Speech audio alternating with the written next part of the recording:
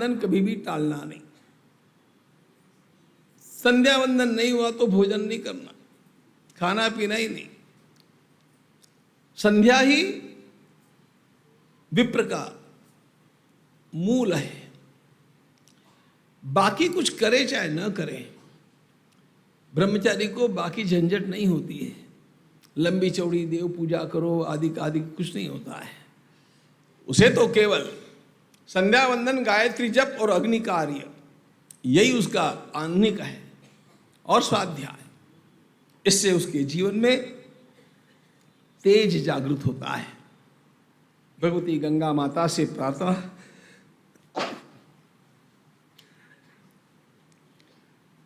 अत्यंत विनम्रता से, उत्कटता से प्रार्थना करते हैं कि वह तेज इन ब्रह्मचारियों में जागृत हो जाए, जिससे हमारी भारत माता का भाल उज्जवल हो जाए। अब हमारे संयोजक जिस प्रकार कहेंगे उस प्रकार रचना होकर के आप लोग चाहे तो आकर के उनका दर्शन भी कर सकेंगे और भिक्षा भी प्रदान कर सकेंगे। सबसे पहले मैं हमारे दिवंगत रुको आदरणीय श्याम सुंदर जी दायमा, इन्होंने एक ट्रस्ट स्थापित किया। ये एक बड़े विलक्षण व्यक्ति थे। अब उनकी कहानी मैं लंबी आपको नहीं सुनाऊंगा, इतना समय नहीं है, लेकिन उनके अंतःकरण में वेदों के लिए बहुत तीव्र सेवा की इच्छा थी।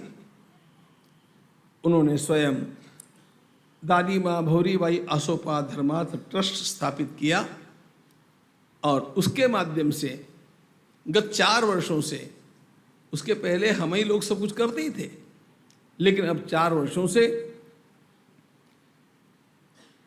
वहाँ के न्यासी श्रीमान राजेंद्र जी तिवारी और सुमन लता जी तिवारी ये आकर के यजमान बन करके और ये सारे कार्य का निर्वाह करते हैं।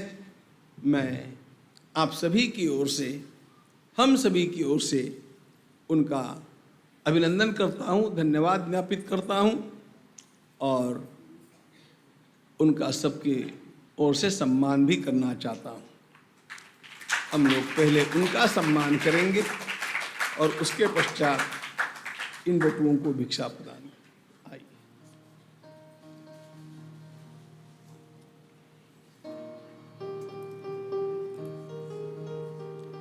यानी पैरा दो।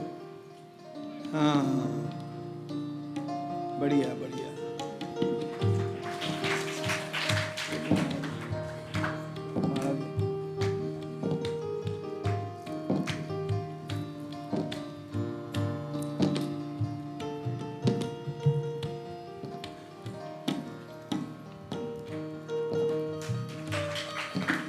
आइए, दोनों भी आ जाइए।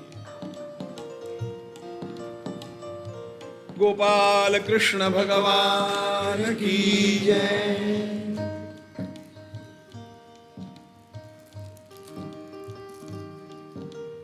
बहुत अच्छा।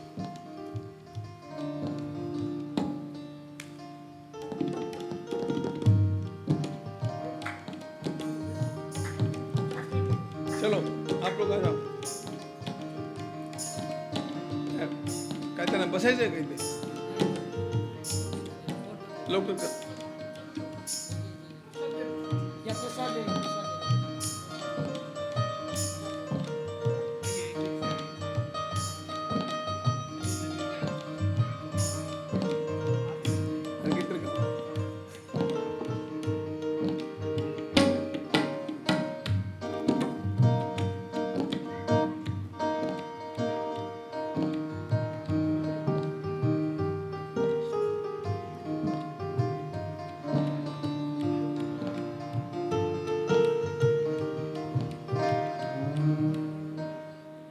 राम राम जय राजा राम, पावन भिक्षा दे दो राम। राम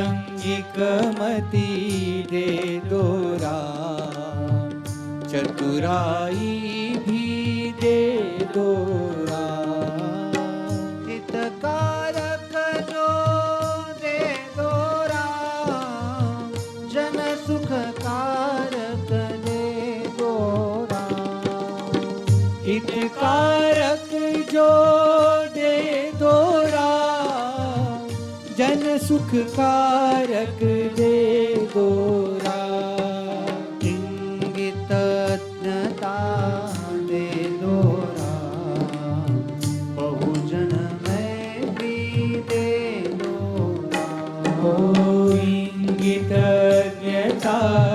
दे दो राम, बहुजन मैत्री दे दो राम, विद्या वैभव दे दो राम, उदासीनता दे दो राम, विद्या वैभव दे दो राम, उदासीनता दे दो राम, अयाचना व्रत दे दो राम, मैं न जानू वह दे दो राम, अयाचना व्रत दे दो राम, मैं न जानू वह दे दो राम, प्यार तुम्हारा दे दो राम, दास कहे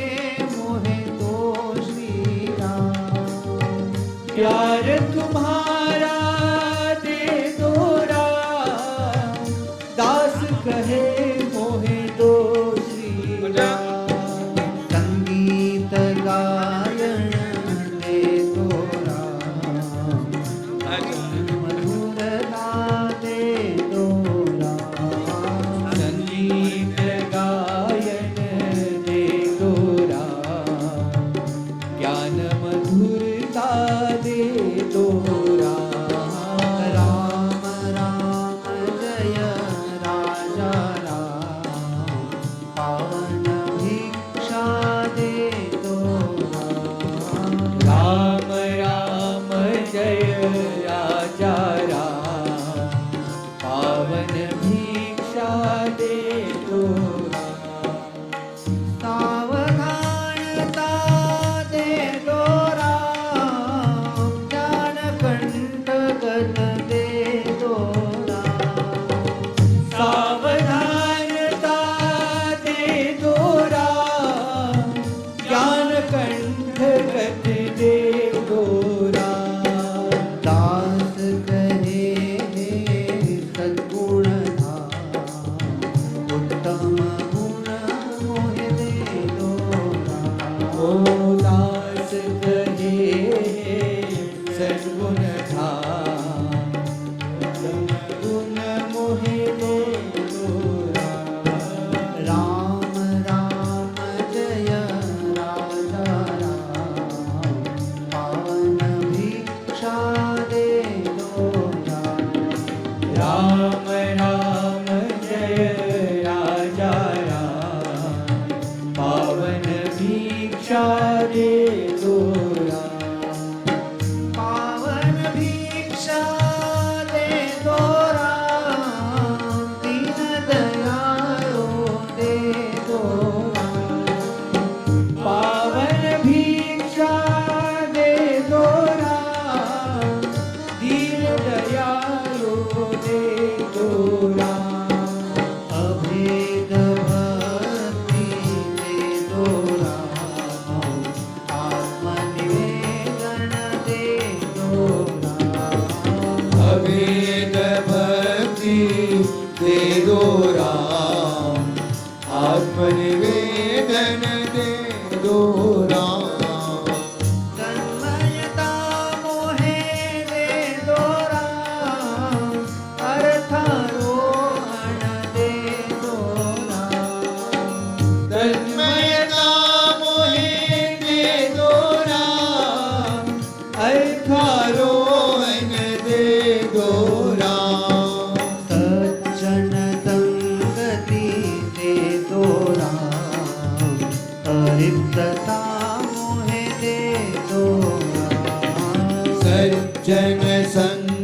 दे दो राम, हरित मोहि दे दो राम। राम राम जय राजा राम, पावन भिक्षा दे दो राम।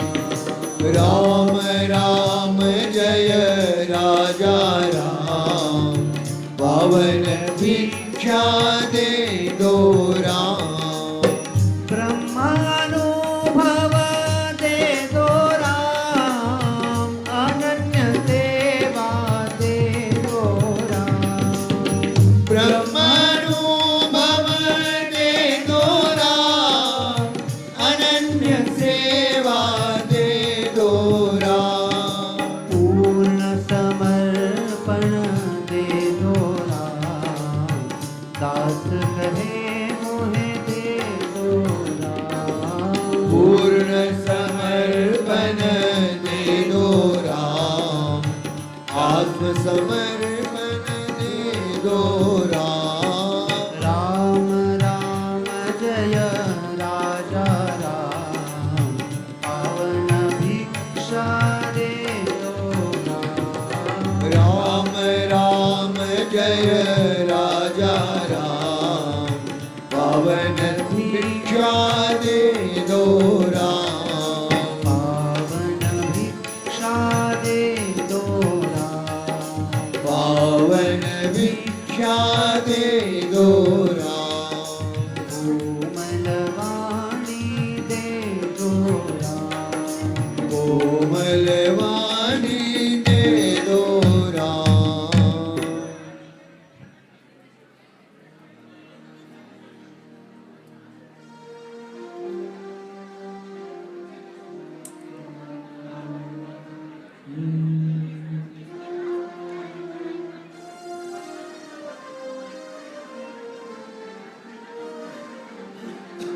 तेरे द्वार खड़ा भगवान, भगत भर दे झोली।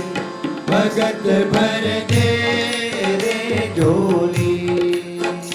तेरे द्वार कड़ा भगवान, भगत भर दे रे झोली।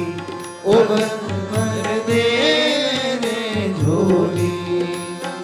तेरा होगा बड़ा एहसान, तेरा होगा बड़ा एहसान, कि तेरी जुग जुग रहेगी शान। भगत भर दे रे झोली। भगत भर दे रे झोली। तेरे द्वार खड़ा भगवान, भगत भर दे रे झोली। भगत भर दे रे झोली।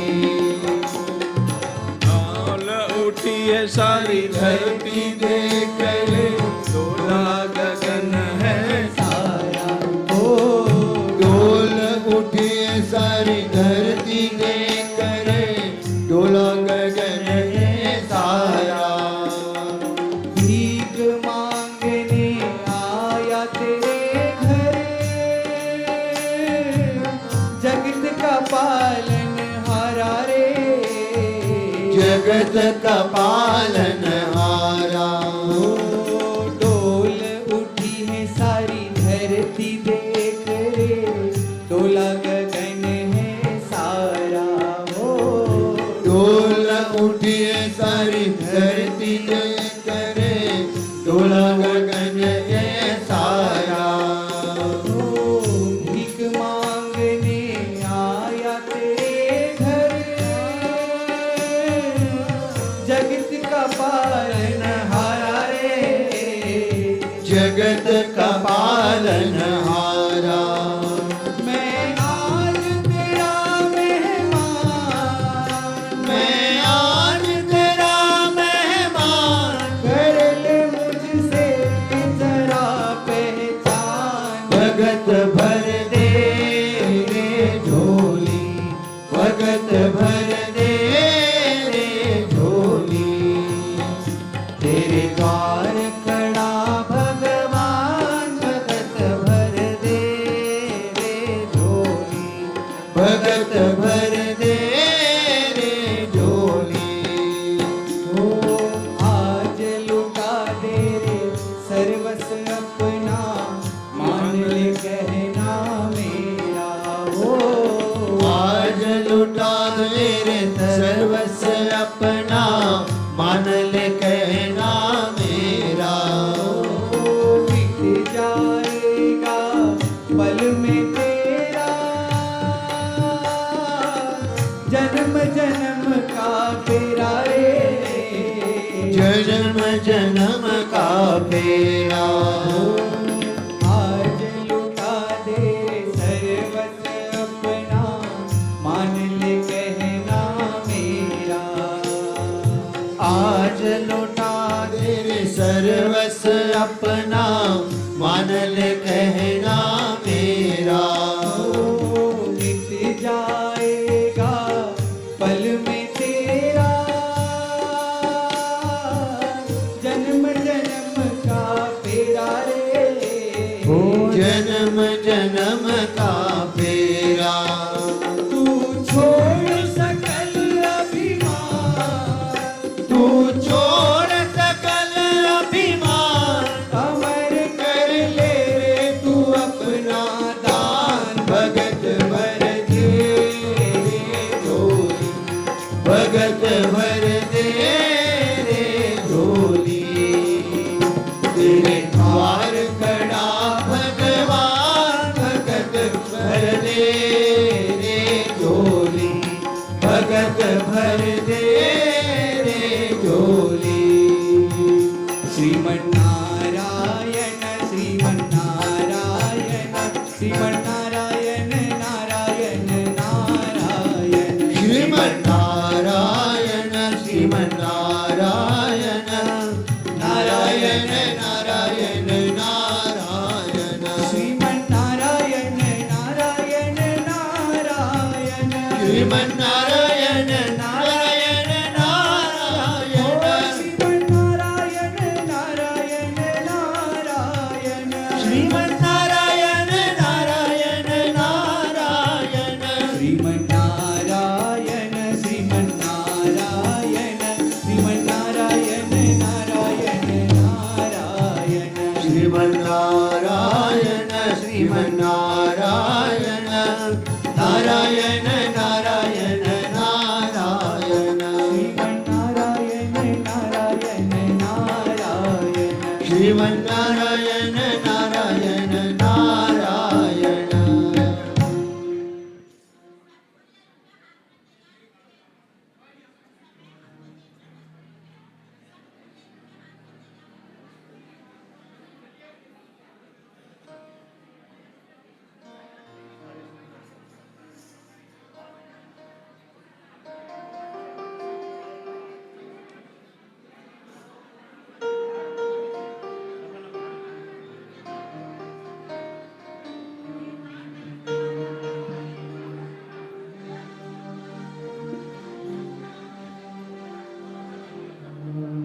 शुद्ध ब्रह्म परात्पर राम, कालात्मक परमेश्वर राम।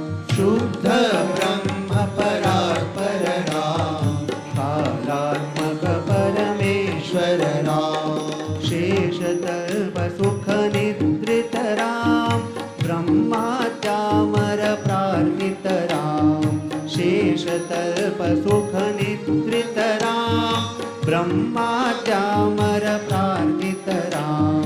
राम राम जय सीता राम, राम राम जय राजा राम। राम राम सीता राम, राम राम राजा राम। राम राम सीता राम, राम राम राजा राम। चंड किरण कुल मंडन राम, श्रीमद् दशरथ नंदन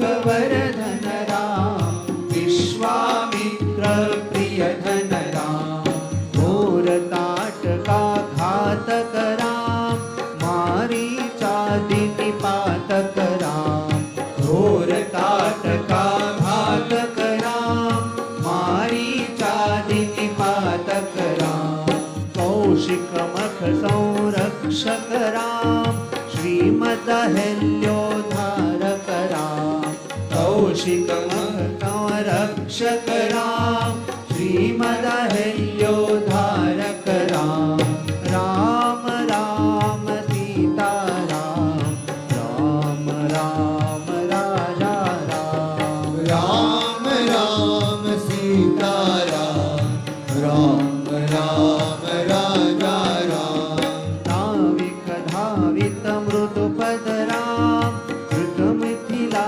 नगरास्पद राम नाविक धावित मृदुपद राम कृतमिथिला नगरास्पद राम विदेह मानस रंजक राम त्र्यंबक कार्मक भंजक राम विदेह मानस रंजक राम त्र्यंबक कार्मुक भंजक राम सीतार्पित वर मालिक राम श्रीमदयोध्यावासी राम सीतार्पित वर मालिक राम श्रीमदयोध्यावासी राम सीता मनो विनोदक राम नारद कृत संकेतक राम सीता मनो विनोदक राम नारद कृत संकेतक राम राम राम राजा राम राम राम सीता राम राम राम राजा राम राम राम सीता राम कृत गुरुवाज्ञा पालक राम अरण्य गमन प्रस्थित राम कृत गुरुवाज्ञा पालक राम अरण्य गमन प्रस्थित राम आगत भरत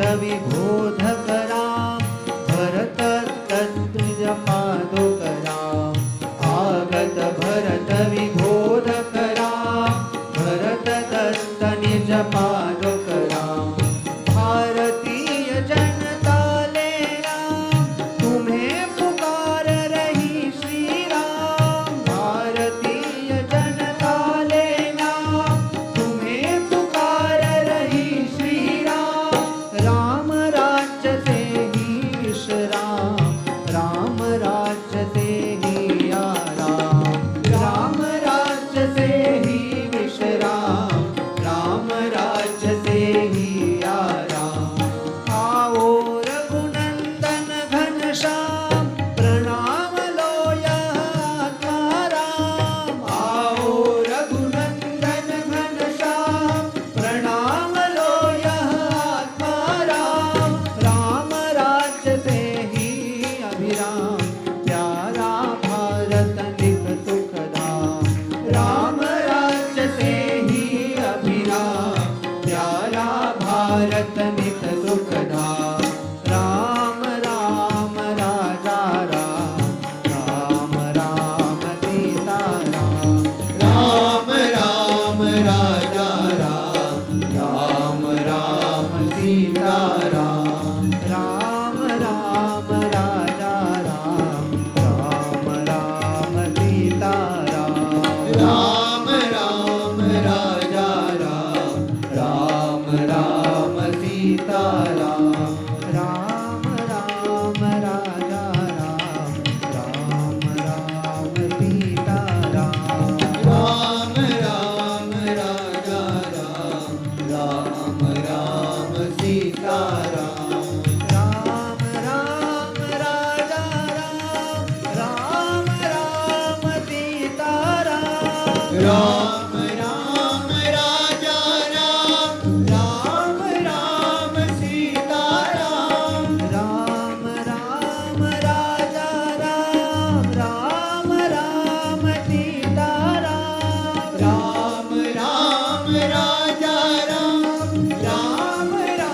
राम सीताराम राम राम राजा राम राम राम सीताराम राम राम राजा राम राम राम सीताराम राम राम राजा राम राम राम सीताराम राम राम राजा राम राम राम सीताराम सीताराम सीताराम सीताराम सीताराम सीताराम सीताराम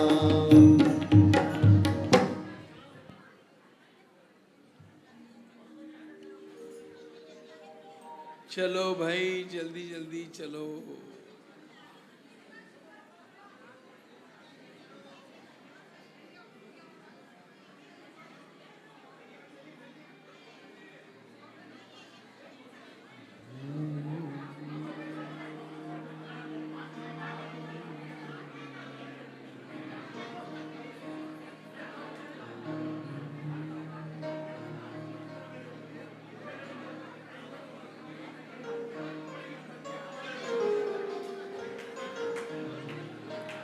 पायी हळू हळू चाला मुखाने विठू विठू बोला पायी हळू हळू चाला मुखाने विठू विठू बोला पायी हळू हळू चाला मुखाने विठू विठू बोला पायी हळू हळू चाला मुखाने विठू विठू बोला मुखाने विठू विठू बोला मुखाने पांडुरंग बोला मुखाने विठू विठू बोला मुखाने पांडुरंग बोला मुखाने विठू विठू बोला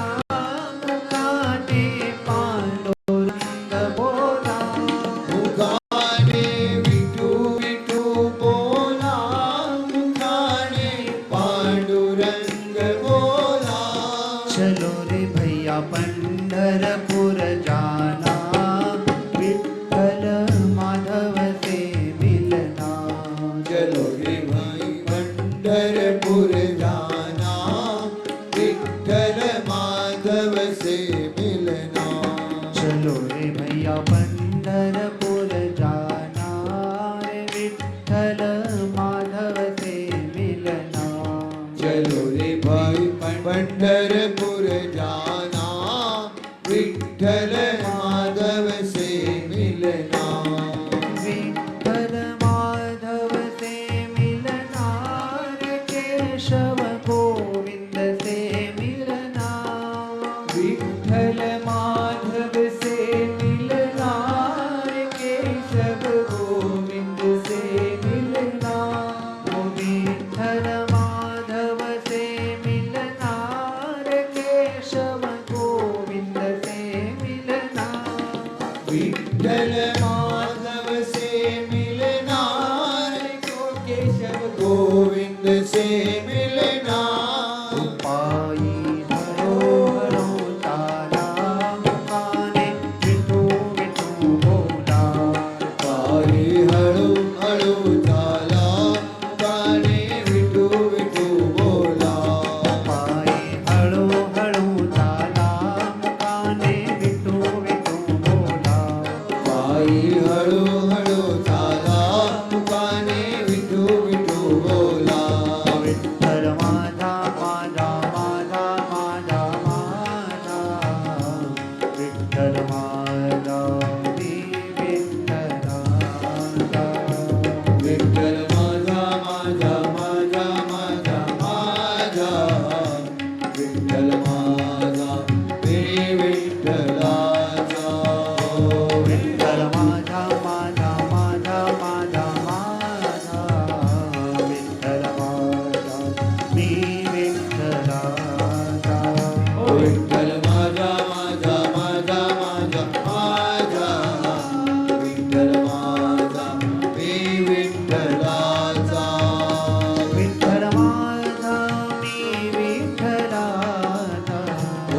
विठ्ठल माझा मी विठ्ठलाचा ओ विठ्ठल माझा मी विठ्ठलाचा ओ विठ्ठल माझा मी विठ्ठलाचा ओ विठ्ठल माझा माझा माझा माझा माझा विठ्ठल माझा मी विठ्ठलाचा ओ विठ्ठल माझा माझा माझा माझा माझा विठ्ठल माझा मी विठ्ठलाचा विठ्ठल माझा माझा माझा माझा माझा विठ्ठल माझा मी विठ्ठलाचा ओ विठ्ठल माझा माझा माझा माझा माझा विठ्ठल माझा मी विठ्ठलाचा विठ्ठल माझा मी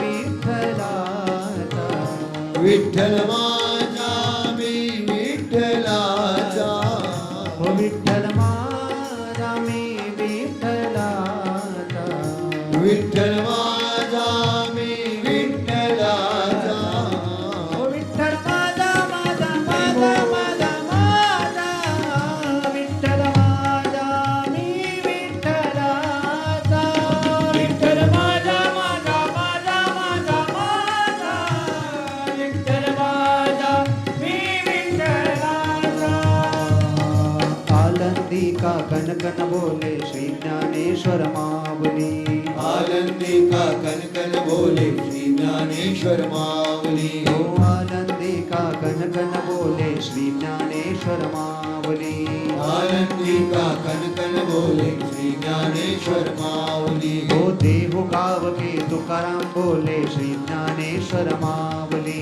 देहु गाव के तुकाराम बोले श्री ज्ञानेश्वर माऊली ओ देहु गाव के तुकाराम बोले श्री ज्ञानेश्वर माऊली देहु गाव के तुकाराम बोले श्री ज्ञानेश्वर माऊली पैठण के श्री एकनाथ बोले श्री ज्ञानेश्वर माऊली पैठण के श्री एकनाथ बोले श्री ज्ञानेश्वर माऊली ओ गंगा खेड की जनवाई बोले श्री ज्ञानेश्वर माऊली गंगा खेड की जनवई बोले श्री ज्ञानेश्वर माऊली पंढरपूर के विठ्ठल बोले पंढरपूर के विठ्ठल बोले श्री ज्ञानेश्वर माऊली माऊली जय माऊली जय जय जय श्री माऊली माऊली जय माऊली जय जय जय श्री माऊली ओ माऊली जय माऊली जय जय जय श्री माऊली माऊली जय माऊली जय जय जय श्री माऊली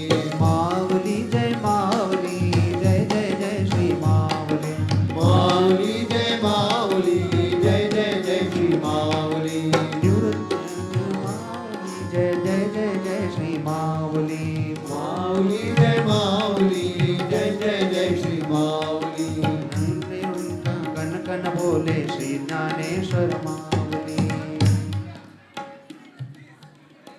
नमः पार्वती पदये हर हर महादेव श्रीमती प्रेरणा जी जामदार इनका मोबाइल मेरे पास है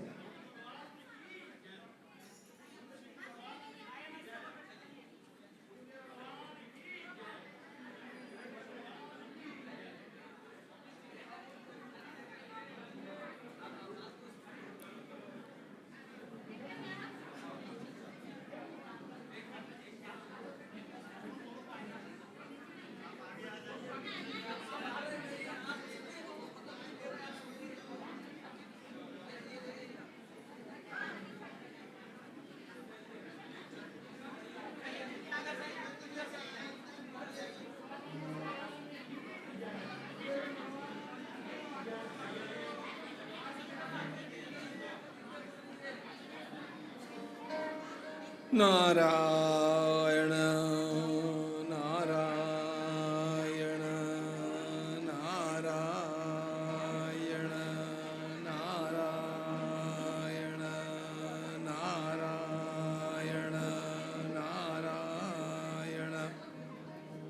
नारायण नारायण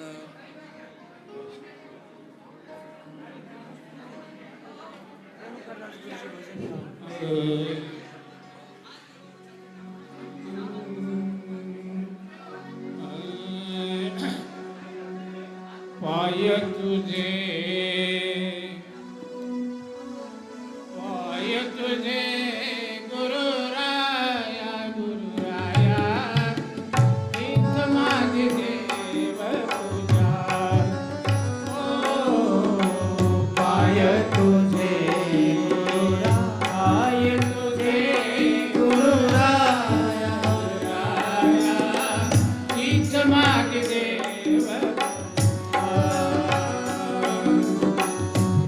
गुरुचरणाचे ध्यान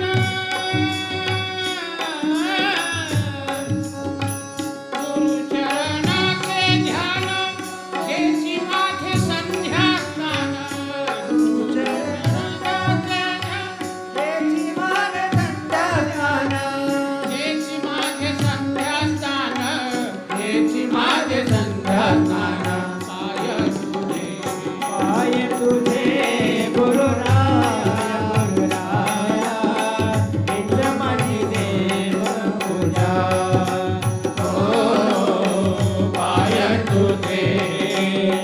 पाय तुझे गुरुराया गुरुराया हीच माझी देव पूजा गुरुचरणाचे तीर्थ गुरुचरणाची माती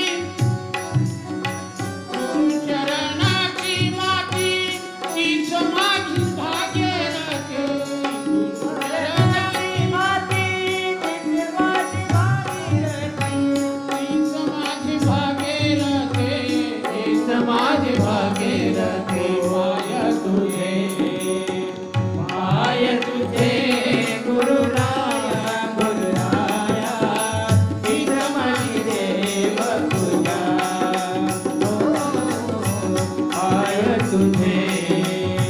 पाय तुझे गुरुराया गुरुराया हीच माझी देव पूजा शिव दिन लागे आई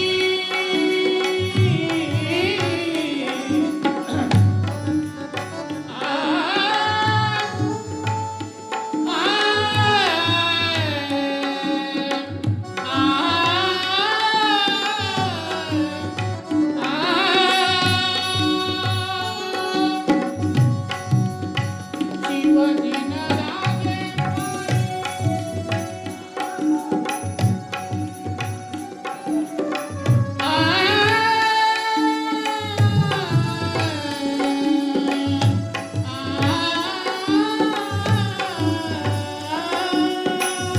शिव दिन लागे पायी गुरुविन गती नाही शिव दिन लागे पायी गुरुविन गती नाही गुरुविन गती नाही गुरुविन गती नाही पाय तुझे गुरुराया गुरुराया हीच माझी देव पूजा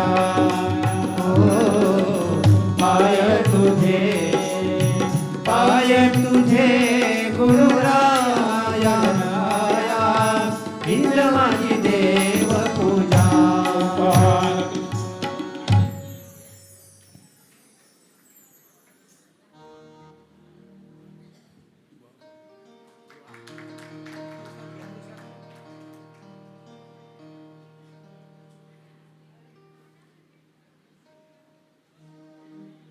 गोपाल कृष्ण भगवान की जय ज्ञानेश्वर महाराज की जय गंगा माता की जय।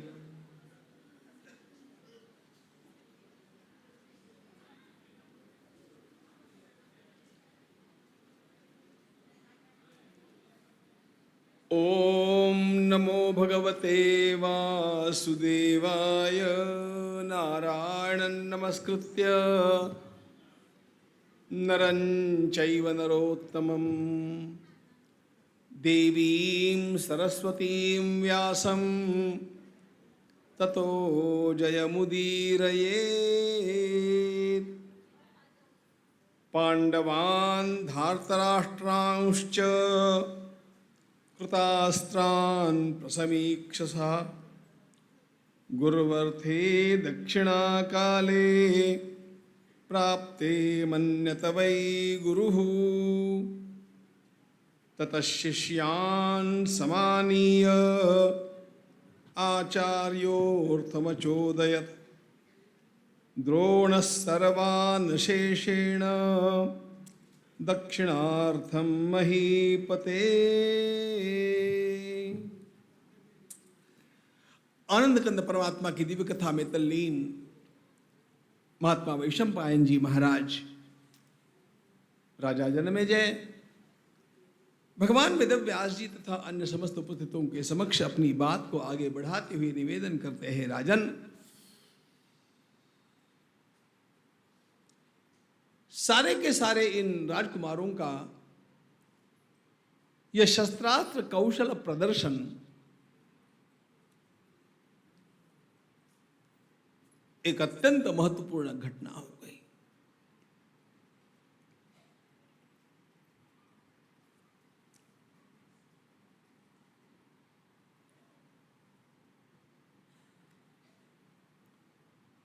दुर्योधन की चिंता एक पक्ष में पूरी हुई, कर्ण की चिंता भी दूसरे पक्ष में पूरी हुई।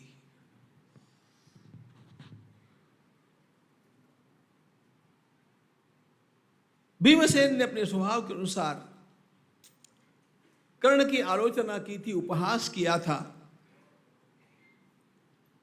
उपहास से ग्रस्त कर्ण को दुर्योधन ने संवारा और जीवन भर के लिए मित्र बना लिया। और इसका परिणाम यह हुआ, अब दोनों पक्ष पूरे हो गए। महाभारत का यह महासमर धर्म वृक्ष और अधर्म वृक्ष इन दोनों का संघर्ष है।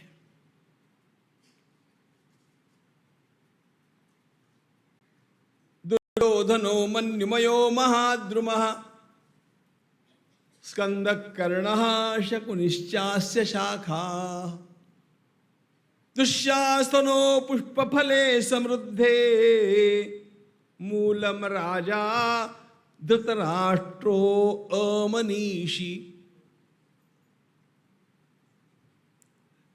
महाभारत के आरंभ में भगवान वेदव्यास जी महाराज के द्वारा कहे गए ये दो श्लोक, जिनका कि उच्चारण मूल में भगवान श्री कृष्ण ने किया है उद्योग पर्व में, ये श्री महाभारत के निर्णायक श्लोक है। ये साफ साफ हमारे समक्ष दोनों पक्षों का सही सही चित्रण करते हैं। अधर्म का वृक्ष दुर्योधन के रूप में खड़ा है, कर्ण उसका तना बन गया। अभी तक इस पक्ष को तना नहीं था। दुर्योधन को चिंता इस बात की होती थी कि कभी न कभी तो हमारा यह संघर्ष होना ही है। उस संघर्ष में भीमसेन की गदा से टक्कर मैं ले सकता हूं, लेकिन अर्जुन के बाणों से टक्कर लेने वाला कोई धनुर्वेत्ता मेरे पास नहीं है।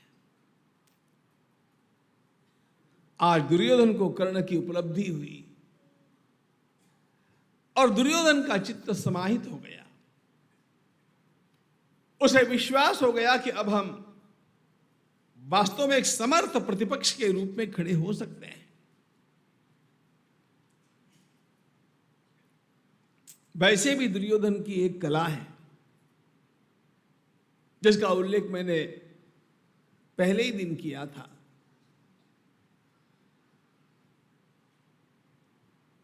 मित्रों को प्रभावित करके अपने साथ जोड़ते रहना, यह दुर्योधन की विशिष्ट कला है। वो मित्रों को बहुत जल्दी जोड़ लेता है। सच्चे मित्रों को, फेसबुक वाले मित्रों को नहीं। ये फेसबुक का तमाशा कुछ और ही बात है। काम आने वाले मित्रों को, संकट में खड़े होने वाले मित्रों को दुर्योधन ने बहुत बड़ी मात्रा में जोड़ा है। और इसीलिए तो उसने कहा कि पर्याप्तं त्विदमेतेषाम्। उसने अपने गुरुजी से कहा, हमारा सेना सागर इतना बड़ा है, पांडवों का छोटा सा है। पांडवों के पक्ष में भगवान श्री कृष्ण के होने पर भी 7 अक्षौहिणी सेना जुट पाई थी।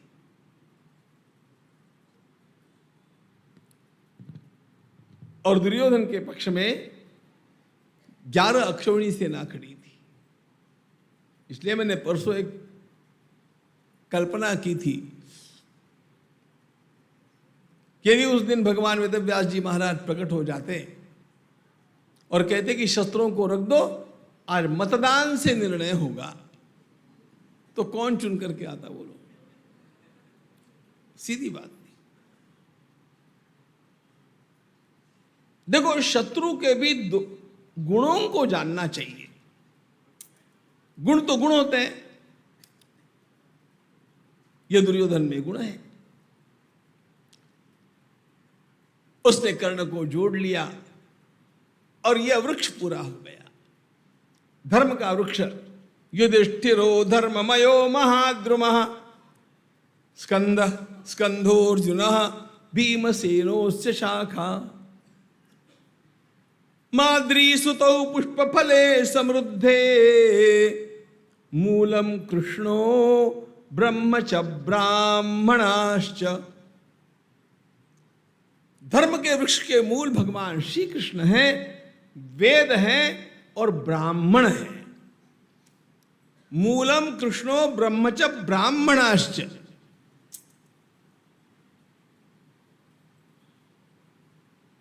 बात बहुत साफ है। वेदनिष्ठ ब्राह्मण वे वास्तव में समाज के लिए अत्यंत पूज्य हो जाते हैं। वे प्रभु के लिए प्रिय है। उनके बिना धर्म कैसे खड़ा रहेगा? तो चलो, अब दोनों पक्ष अपने अपने आप में पूरे हो गए।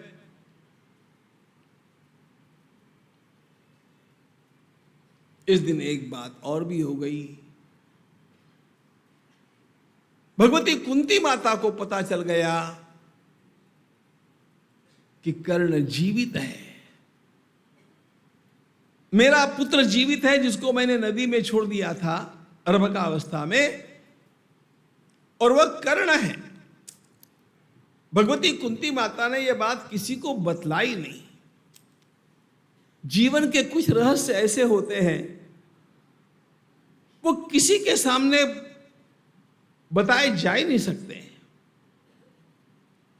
लेकिन कुंती के मन में जो उधेड़ गुण रहती थी, कुंती के मन में जो बहुत ग्लानि की भावना रहती थी कि मैंने उस बालक को, उस तेजस्वी बालक को मैंने नदी में प्रवाहित कर दिया था, पता नहीं जीवित है कि नहीं। आज पता चल गया कि वो जीवित है, और वह भी बड़ा उम्दा युवक है। कर्ण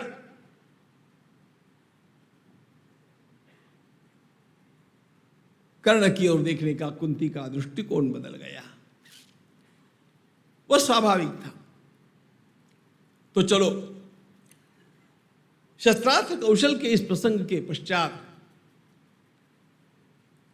जब कौरव पांडवों का, सारे राजकुमारों का अध्ययन पूरा हो चुका है, तो एक दिन आचार्य द्रोण इन सबको बैठा करके कहते हैं, भाई अब वो दिन आया, आपका अध्ययन पूरा हो गया, आपको गुरुदक्षिणा प्रदान करनी है। द्रोण सर्वान शेषेण दक्षिणार्थम महीपते। सारे के सारे बालक, ये राजकुमार प्रसन्नता से, पूरे मन से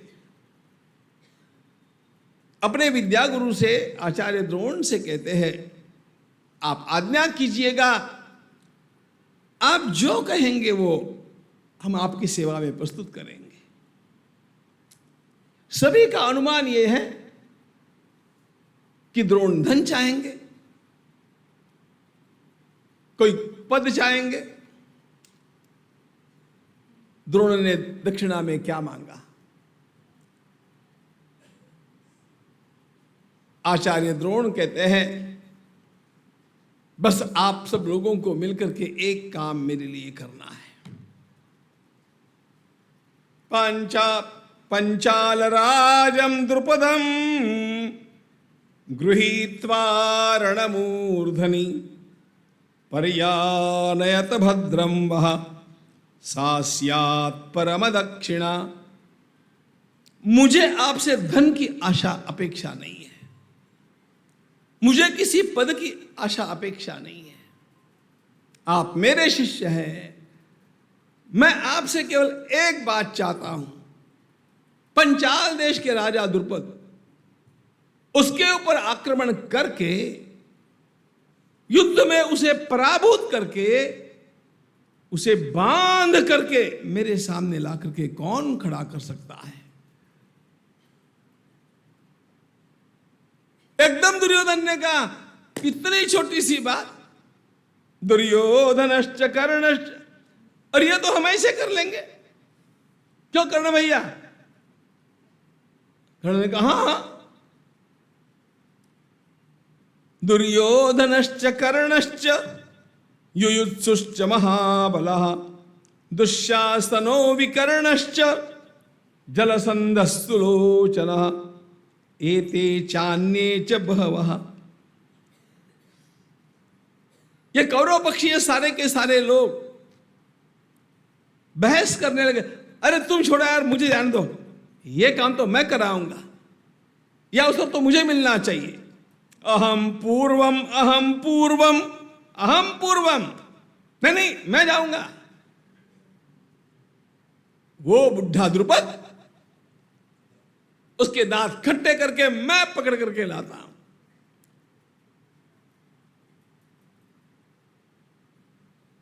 ये सब इस प्रकार की बहस करते हुए रुके नहीं, तुरंत अपने अपने वाहनों पर सवार हो गए।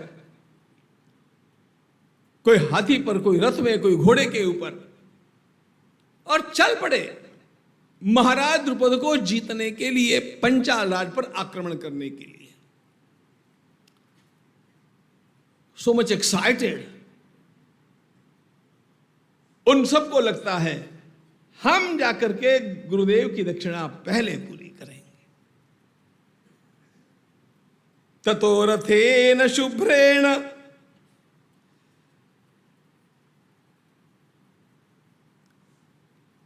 महाराज द्रुपद को इस बात का पता चला कि मेरे ऊपर आक्रमण करने के लिए कौरवों की सेना आ रही है। महाराज द्रुपद ने अपने साथियों से कहा, भाई तैयार हो जाओ। पांडव क्या कर रहे थे? पांचों पांडव, जिनमें स्वाभाविक रूप से आगे बढ़कर के युद्ध के निर्णय लेने की बात जब आती है तो अर्जुन का निर्णय माना जाता है। इन पांडवों ने, और विशेष करके इनके प्रतिनिधि के रूप में अर्जुन ने, द्रोणाचार्य से कहा,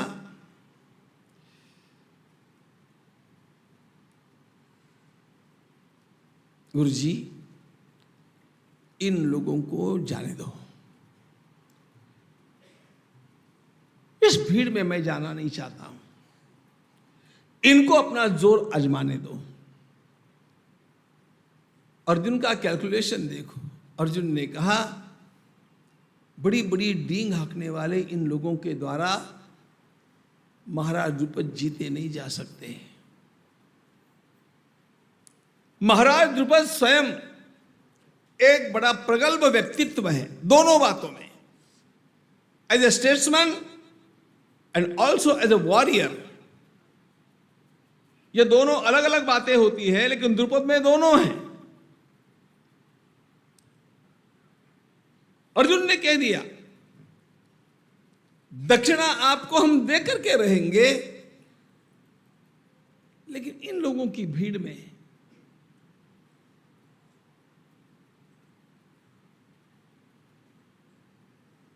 इनके साथ होकर जाना हमारे लिए ठीक नहीं है।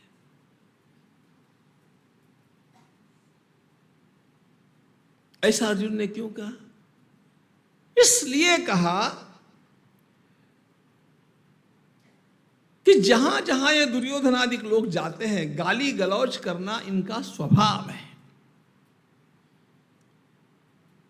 And Arjun has got a decent life. कभी भी संपूर्ण महाभारत में एक भी स्थान आपको ऐसा नहीं मिलेगा जहां अर्जुन के मुख में कोई गाली आई हो, कृष्ण भगवान के मुख में गाली आई हो, द्रौपदी के मुख में कोई अपशब्द आए, एक भी स्थान नहीं।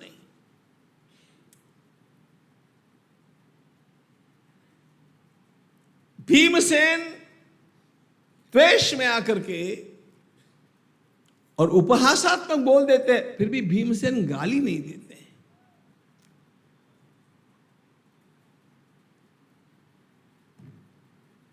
किन लोगों की संगति में अपने को काम करना चाहिए, यह भी व्यक्ति का थोड़ा सा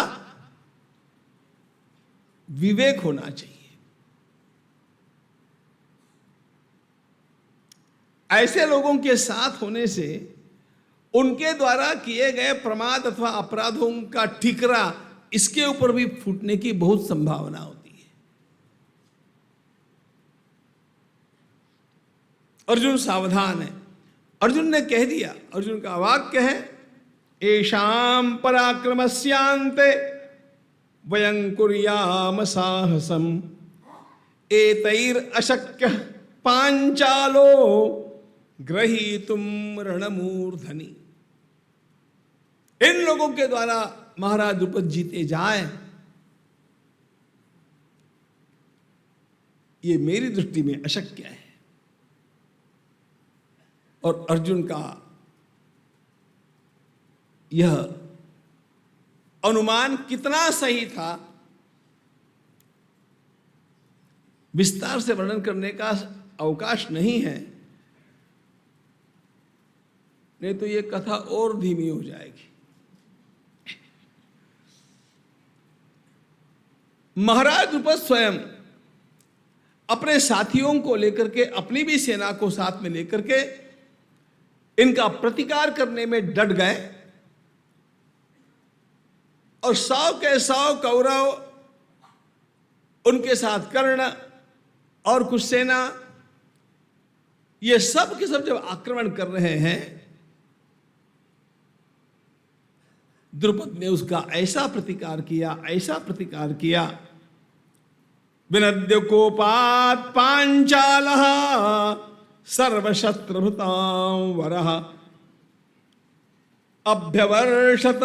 अभ्यवर्षंत कौरव्यात् वर्षमाणा घना इव।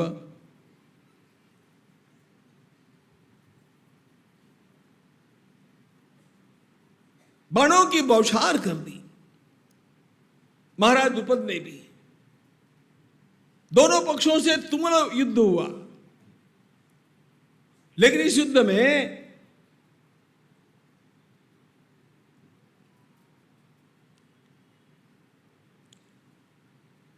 दुर्योधन, दुशासन, कर्ण आदि को ने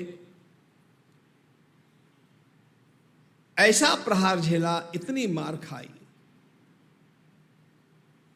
ऐसे पिट गए, कितने पिट गए? थोड़े सावधान होकर के सुनिए मैं क्या बोल रहा हूं। मैं ये इसलिए बोल रहा हूं कि हमारे देश के झूठे साहित्यिकों ने, बार बार झूठ बोलने वाले साहित्यिकों ने कर्ण को अर्जुन से अधिक पराक्रमी माना है।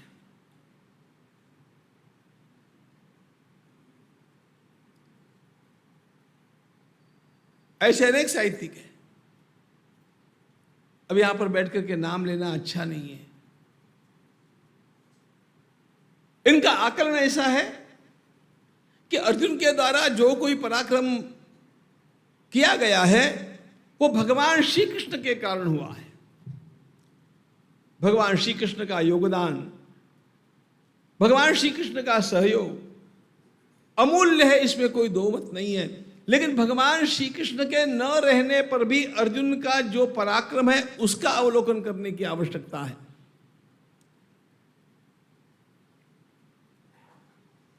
He is an independent personality, इसको समझना बहुत आवश्यक है।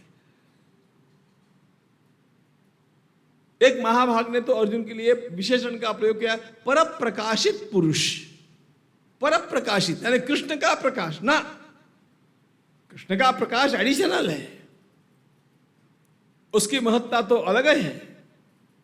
जिस किसी के जीवन में कृष्ण आ जाए वो धन्य है, लेकिन अर्जुन का स्वयं का प्रकाश भी कोई कम नहीं है, उसका स्वयं का पुरुषार्थ कम नहीं है।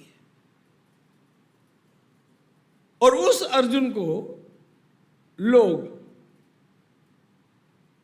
कर्ण के सामने फीका मानते हैं, कर्ण को अधिक पराक्रमी मानते हैं।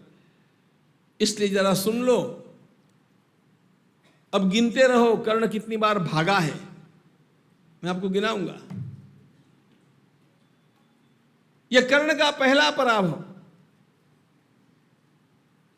महाराज द्रुपद के साथ कर्ण की जब भिड़ंत हुई, महाराज द्रुपद ने कर्ण के सारथी को खत्म किया, कर्ण के धनुष को तोड़ दिया। अब युद्ध कैसे किया जाए? कर्ण अपने रथ में से नीचे कूद करके वहां से भागा। कर्ण पलायन प्रवीण है। मैं सब गिनाऊंगा आपको। कर्णो रथादवप्लुत्य पलायन परो भवत्। आत्मरक्षा में कर्ण भाग रहा है। दिस इज जस्ट ओपनिंग, आगे बहुत है।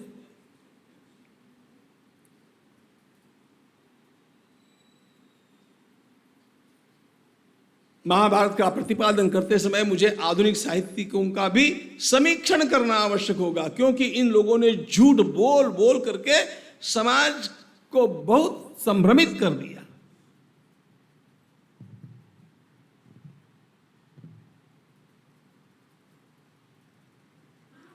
कहीं पर भी द्रौपदी का दोष नहीं है, लेकिन जिस किसी से बात करते हैं द्रौपदी के कारण महाभारत हुआ, वो ऐसा बोली, वो अरे वो कुछ नहीं बोली। कौन बताएगा ये?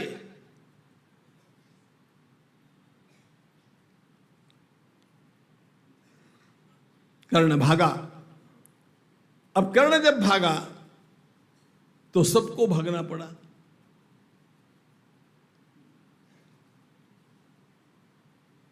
महाराज द्रुपद ने थोड़ी देर तक पीछा किया, फिर छोड़ दिया। बड़ी डींग हाँकती हुई आगे बढ़ी हुई ये सेना मुंह दिखाने लायक नहीं रही, इसलिए लाइट चली गई।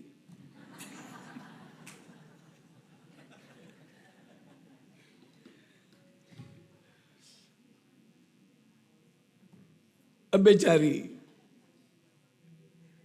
जो पराभूत होकर के आते हुए ऐसे अंधेरे में छिपते छिपते ही लौटते हैं। वे सब लौट करके आए।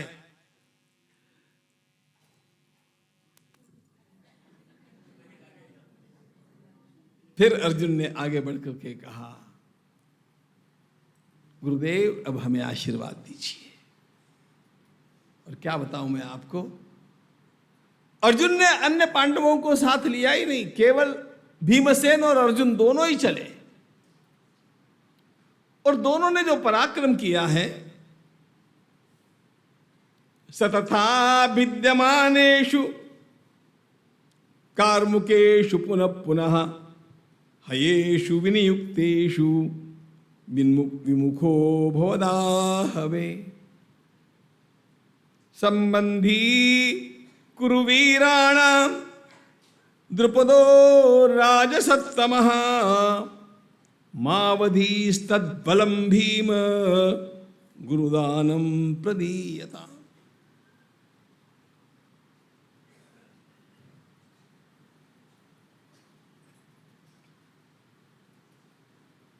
जितने सैनिक, जितनी सेना महाराज द्रुपद के साथ आई थी, अर्जुन के बाणों का प्रहार झेल न पाने के कारण तितर बितर होकर के सब भागने लगे।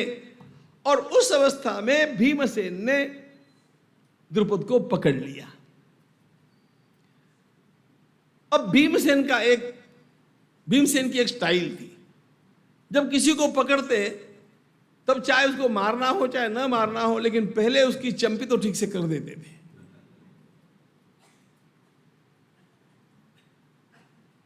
ढंग से उसकी पिटाई कर देते थे। उसके प्राण हरण करना है कि नहीं करना है ये बाद में, लेकिन हाथ में आ ही गया तो जरा अपने हाथ को साफ करने में भीमसेन कोई कसर रखते नहीं। उस भीम ने जब द्रुपद को पकड़ लिया, देखो अर्जुन को देखो, संपूर्ण महाभारत में से अर्जुन को सीखो। Try to know him and you shall be benefited like anything. He is unparalleled. जब अर्जुन ने देखा कि भीमसेन ने महाराज द्रुपद को पकड़ लिया है, तो अर्जुन को पता है कि यह बंदा पिटाई करेगा।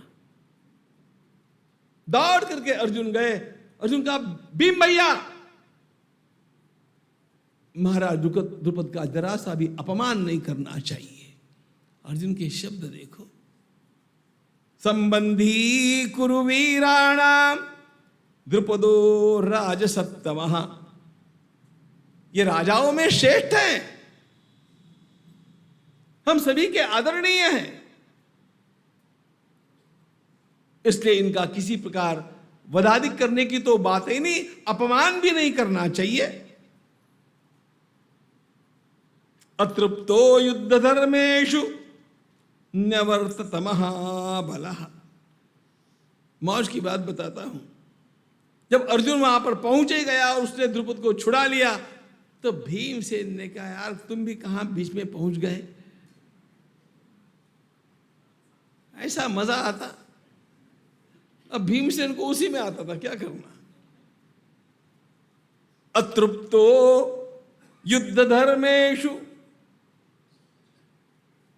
जरा हाथ साफ करना था मुझे। और इसीलिए अर्जुन वेग से वहां पर पहुंचे थे कि भीमसेन के द्वारा किसी प्रकार महाराज द्रुपद का अपमान नहीं कर दिया जाए। जब महान कार्य करने होते हैं ना, तब अपने साथियों की गलतियां कहां होने की संभावना है, इसका भी भान रखना आवश्यक होता है।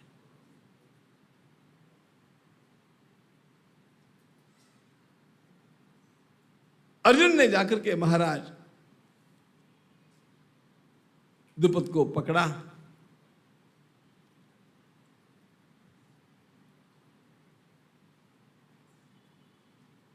जैसा कि आचार्य द्रोण ने कहा था, महाराज द्रुपद को बांधा गया। अब पशु के समान नहीं, एक फॉर्मेलिटी थी कि मैं बंदी हूं, ये भाव उनको हो जाए। हाथ बांध करके उनको लाया गया।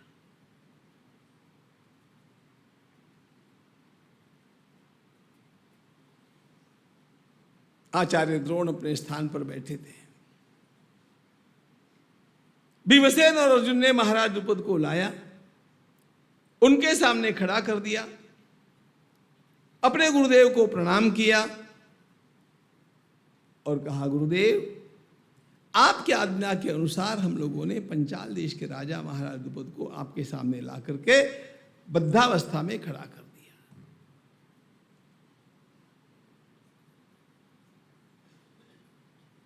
द्रोण की इच्छा कौरव पूरी नहीं कर पाए, वो भीम अर्जुन को ही करनी पड़ी।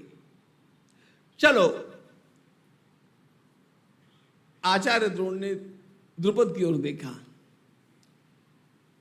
और कहा, पहचाना महाराज?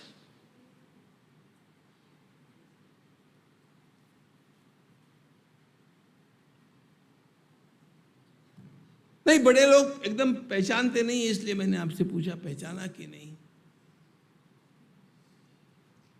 वो दिन आपको याद है जिस दिन मैं आपके घर पर आया था और मित्र के रूप में आपने मुझे पहचानने से इनकार कर दिया था।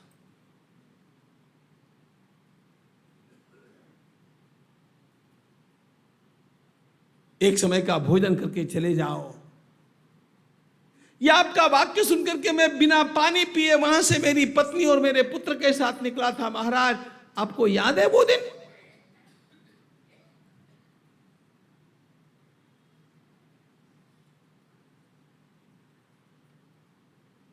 आज आपका जीवन मेरे हाथों में है।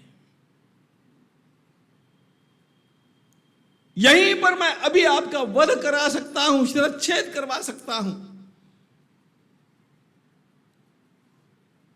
करवाऊंगा नहीं। आपको डरने की आवश्यकता नहीं है। मां भई प्राण भयाद्वीर क्षमिणो ब्राह्मणा वयम। हम ब्राह्मण हैं, क्षमा करना हम लोगों का स्वभाव है। इसलिए आपके वधाधिक करने की बात नहीं।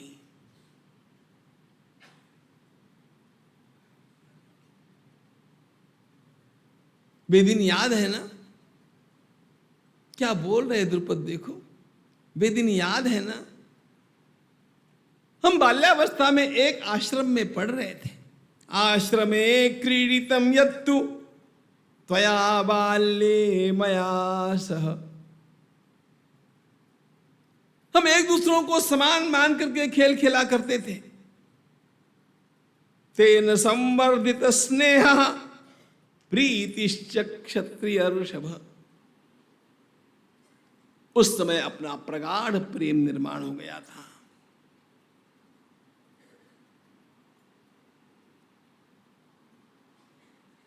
प्रेम बढ़ता भी गया था। भले आपने मुझे मित्र कहने से मना कर दिया और आपने ये कहा था, अरे राजा का मित्र तो वो हो सकता है जो स्वयं राजा हो, राजा ही राजा का मित्र हो सकता है। ये आपका वाक्य सुना, उस दिन मैंने विचार किया कि आपके साथ मेरी मैत्री अबाधित रखने के लिए मुझे भी कहीं से राज्य प्राप्त करना होगा, क्योंकि मैं आपकी और मेरी मैत्री अबाधित रखना चाहता हूं।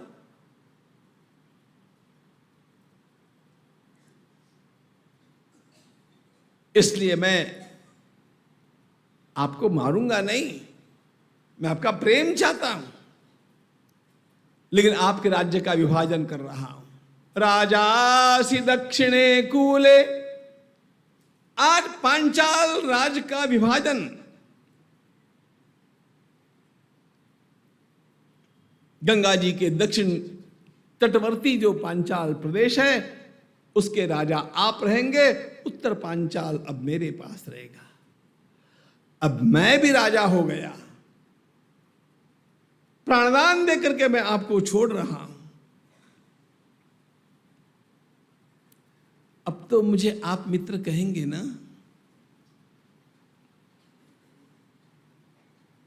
सखायं मां विजानीहि पांचाल यदि मन्यसे।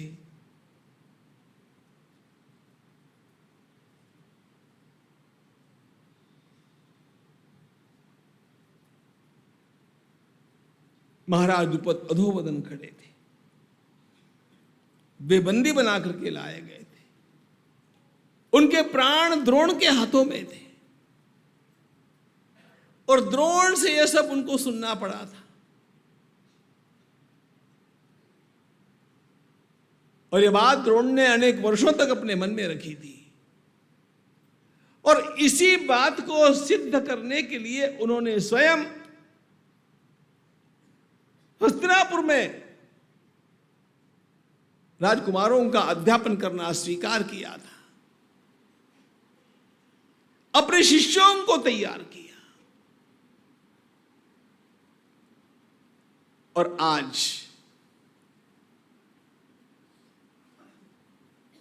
बंदी के रूप में महाराज द्रोण सामने खड़े हैं। ये सारा क्यों हुआ? ये सारा केवल महाराज द्रोण की गलती हो गई, महाराज द्रुपद के द्वारा जो कटु शब्दों का प्रयोग हुआ उसका ये परिणाम है।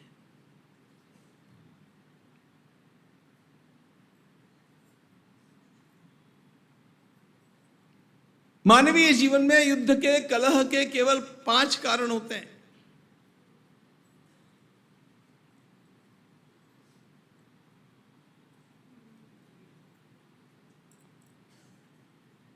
उनमें एक है जुबान, वाणी।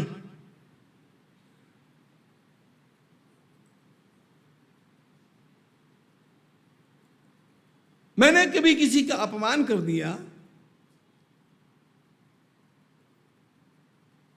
जब मैंने अपमान किया उस समय वो व्यक्ति छोटा था, तुच्छ था, शायद मेरे घर का नौकर रहा होगा।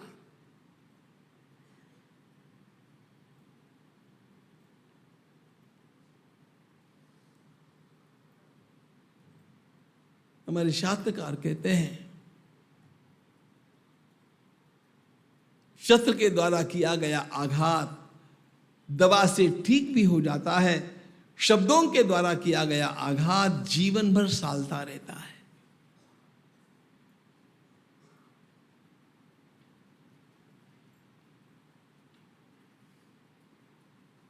आज कोई व्यक्ति सामान्य है, आप प्रभावी हैं, आपके पास सामर्थ्य है, इसलिए किसी का भी अपमान करने का मुझे अधिकार है ऐसा मत मानो।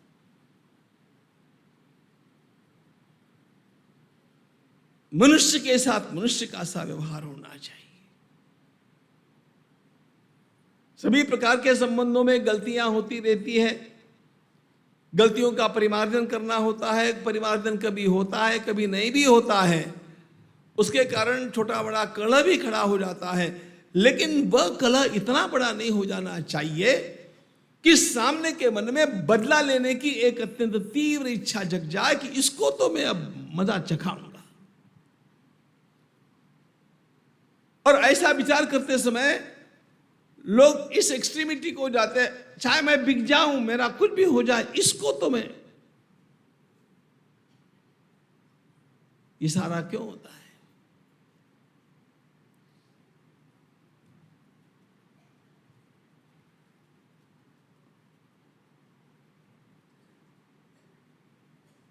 हो सकता है सामने वाला गलत बात कर रहा हो सकता है सामने वाला बहुत बड़ी गलत अपेक्षा रख सकता हो और आप उस अपेक्षा को पूरी करना चाहते नहीं हैं। ऐसी भी स्थिति में उसका अपमान इतना नहीं कर दिया जाए जिसके कारण वह उसके हृदय में निरंतर सालता रहे। पत्नी और पुत्र के सामने महाराज आचार्य द्रोण ने जिस द्रुपद का इतना वर्णन किया था, उसके द्वारा इतना बड़ा अपमान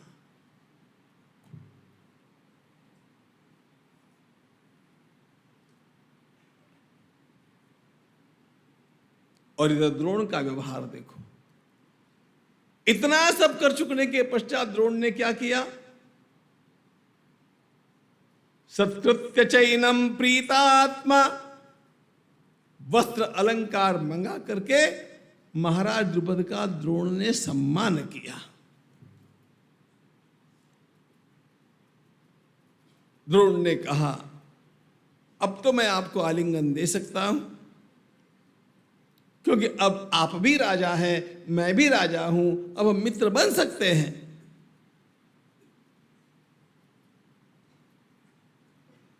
पराभव किया, बांध करके सामने मंगाया, लेकिन अपमानित नहीं किया।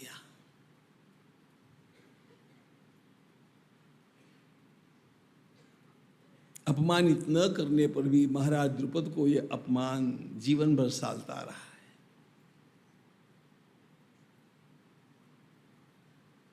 एक बात इसमें और है,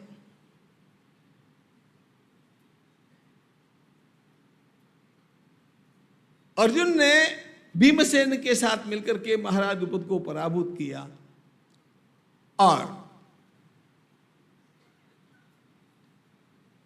बांध करके लाना पड़ा तो लाया।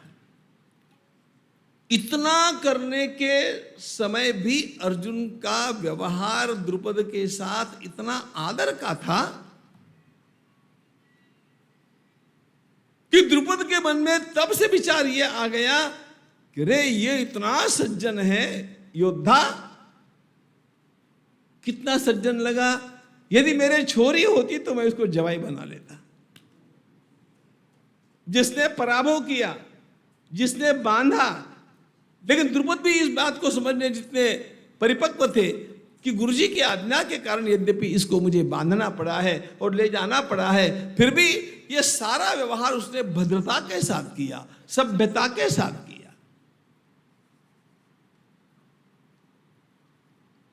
जीवन के कठोर निर्णय लेते समय और उनको अमल में लाते समय भी सभ्यता का त्याग नहीं करना चाहिए,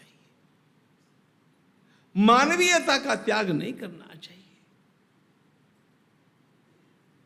सामने वाले के भी अंतःकरण में परमात्मा का अंश है, यह मानवता का दृष्टिकोण सर्वदा होना चाहिए। अरे किसी भिखारी के साथ व्यवहार करते समय भी होना चाहिए, औरों की बात छोड़ो।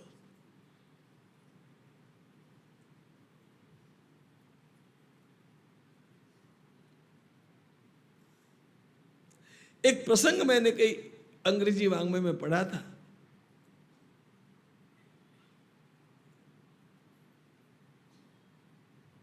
एक भिखारी रोज मांगते रहता था, लोग कुछ देते लेते नहीं देते चलते जाते। एक आदमी ने उसके हाथ में कुछ रकम तो रखी, लेकिन उसका हाथ पकड़ लिया। वो भिखारी जोर जोर से रोने लग गया। तो इस आदमी ने पूछा, भला आदमी था, क्या हो गया तुम्हें? उसने कहा, जीवन भर लोग देते रहे, मैं खाता रहा, लेकिन किसी ने भी आज तक अपना हाथ मेरे हाथ में नहीं दिया था।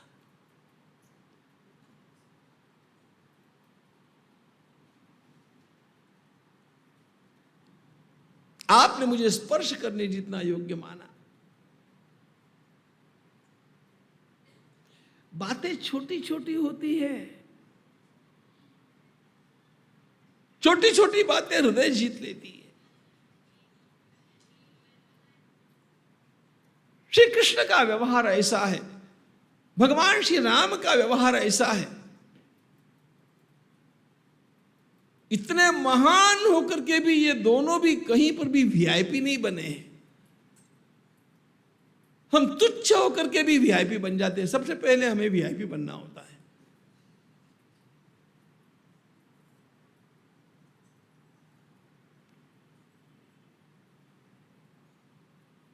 आचार्य द्रोण ने कहा, अर्जुन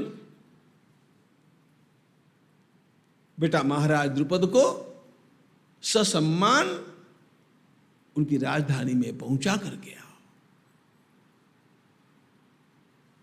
द्रुपद ने तो घोर अपमान किया था, उसके कारण बदला लेने की दृष्टि से आचार्य द्रोण ने यह सब करवाया।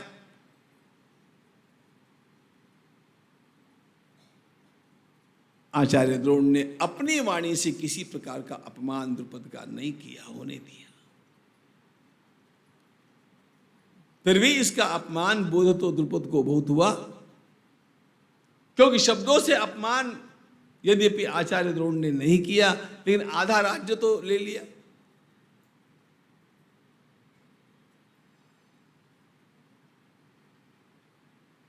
मनुष्य के जीवन में क्रिया, उसकी प्रतिक्रिया, प्रतिक्रिया की और प्रतिक्रिया, ऐसे करते जो महाभारत निर्माण होता जाता है। यहां का महाभारत उसी का एक रेप्लिका है, उसी का प्रतिबिंब है। मानव जीवन का वांग्मयीन प्रतिबिंब महाभारत है।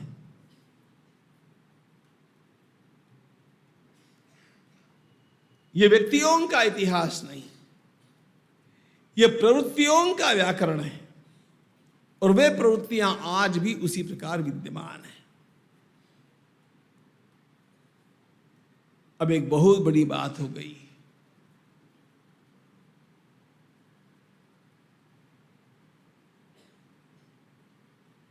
कौरवों ने कर्ण के साथ मिलकर के द्रुपद के ऊपर आक्रमण किया, और महाराज द्रुपद ने इन सभी का भीषण पराभव कर दिया, धूल चटाई।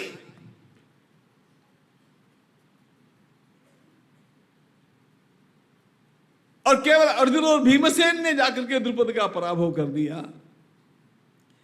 ये सारी वार्ताएं कोई कमरे में नहीं हुई थी, ये तो सारा संसार जानता था। ये प्रकट वार्ताएं थी। सारे हस्तिनापुर में एक बात फैल गई कि वाह रे वाह, कैसा पराक्रम महाराज पांडु के पुत्रों ने किया। वैसे महाराज पांडु पराक्रमी थे, उनकी छाप थी, उनके पुत्रों के द्वारा उसी प्रकार की छाप निर्माण कर दी। सभी के मुख में एक ही वाक्य, बस धन्य है महाराज पांडु, उन्होंने ऐसे पुत्रों को जन्म दिया।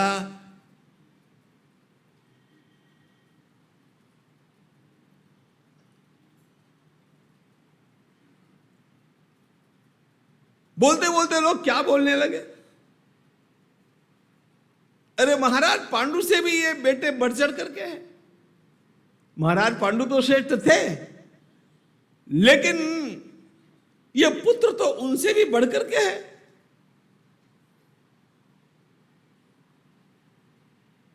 बस सच्ची बात यह है, हस्तिनापुर के सिंहासन के सच्चे अधिकारी ये लोग हैं। लोग पहले दबी जबान में बोलते रहे और बाद में खुल्लम खुल्ला बोलना आरंभ हो गए।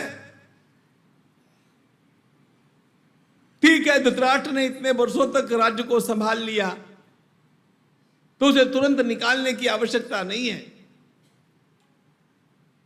लेकिन उसके पश्चात तो ये राज पांडवों को मिलना चाहिए, क्योंकि मूल में राज्य ही मूल पांडु का है। धृतराष्ट्र राजा नहीं है, लेकिन इतने वर्षों तक उनकी की गई सेवा को अनदेखा नहीं करना चाहिए। जब तक वो है तब तक ठीक है, लेकिन बाद में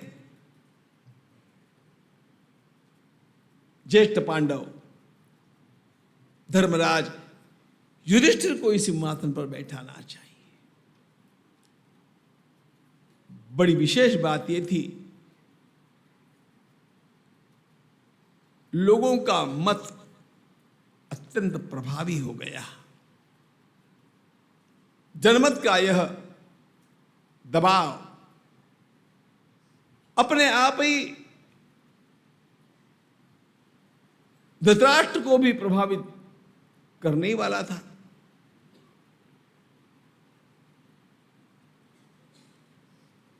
राजर्षि भीष्म ने और पूछने पर विदुर जी ने भी साफ साफ कह दिया कि हम सभी का यही कर्तव्य है कि हम जल्दी से जल्दी, अब विलंब न करते हुए, धर्मराज युधिष्ठिर का युवराज पद पर अभिषेक कर दें। इस दबाव के कारण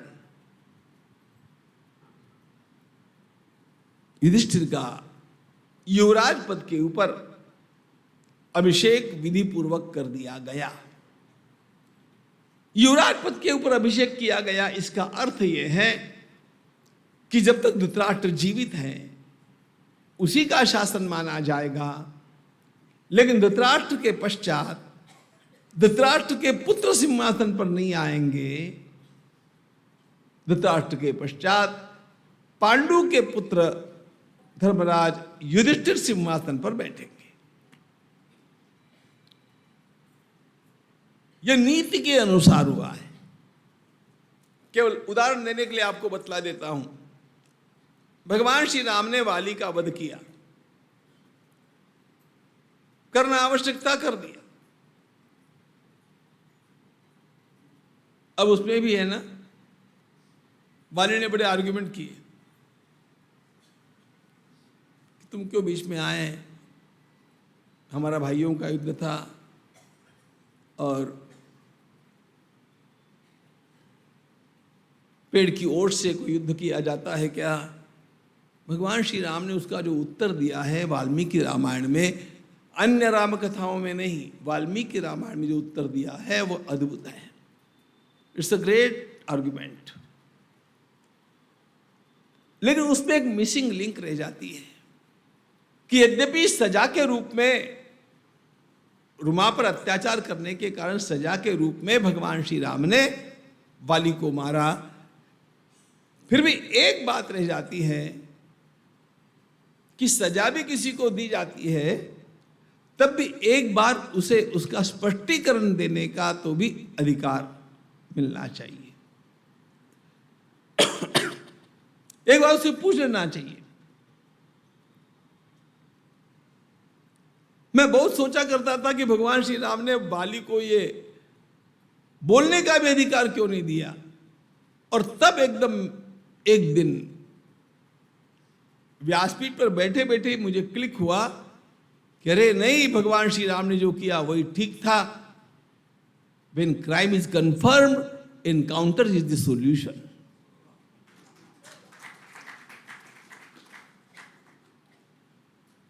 जब क्राइम कंफर्म है फिर काय को कारागृह में डालना और काय को अदालत में ले जाना, काय को पूछताछ करना, सबके सामने अपराध हुआ है, क्राइम कंफर्म है, एनकाउंटर ही उपाय है, बुलडोजर स्टाइल वही।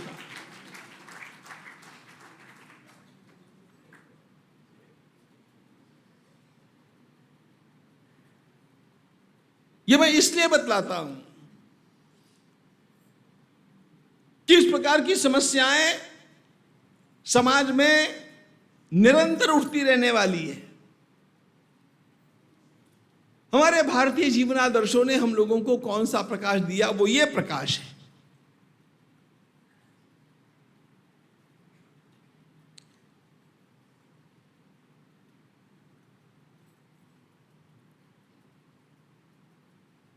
प्रभु ने स्वयं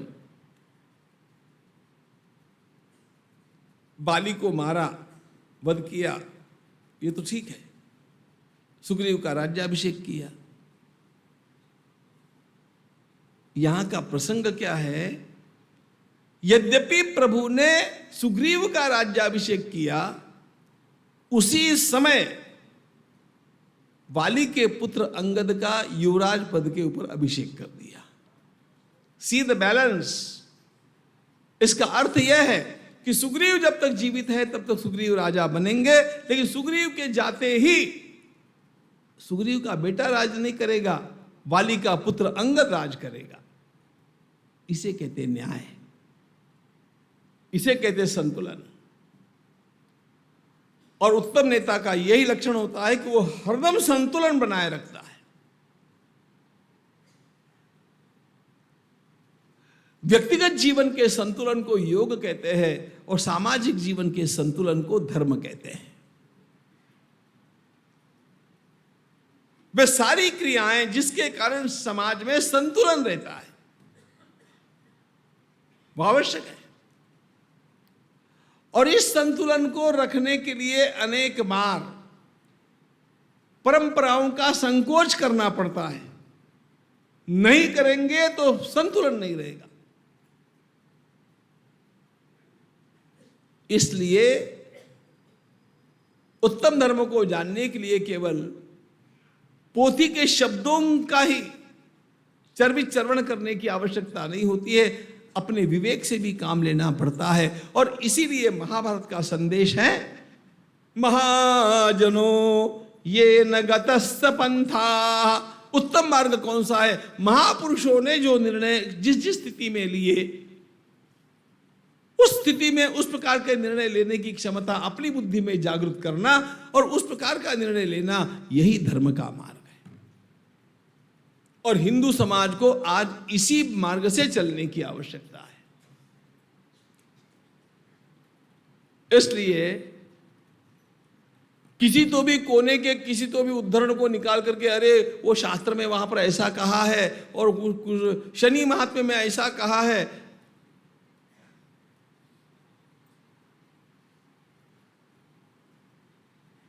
भगवान श्री राम ने क्या किया, कृष्ण ने क्या किया, अर्जुन ने क्या किया, पांडवों ने क्या किया, और ये भी सब आपके ध्यान में नहीं आता होगा तो सीधी बात बतलाता हूं, छत्रपति शिवाजी महाराज ने क्या किया और समर्थ रामदास स्वामी ने क्या किया, वही धर्म है। आज हमारे सामने छत्रपति शिवाजी महाराज होने चाहिए।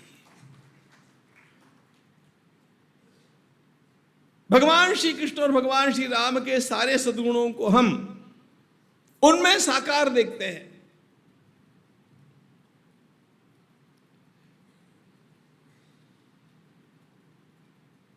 देश पहले बचना चाहिए। मंदिरों के लिए, कटती गौओं के लिए, विप्रों के लिए, संस्कृत भाषा के लिए, देश की सीमाओं के लिए समाज एक होकर के प्रतिकार करें, इस प्रकार का वातावरण निर्माण होना चाहिए। महाभारत केवल पुरानी कहानियां नहीं है, ये पुरानी सारी कथाएं हम लोगों के ब्रेनस्टॉर्मिंग के लिए इसलिए कही जाती है कि उसकी शान पर अपनी प्रज्ञा को हम धार लगा करके आज के निर्णय विवेक से लें। तब महाभारत के माध्यम से महान भारत का निर्माण होगा। गंगा मैया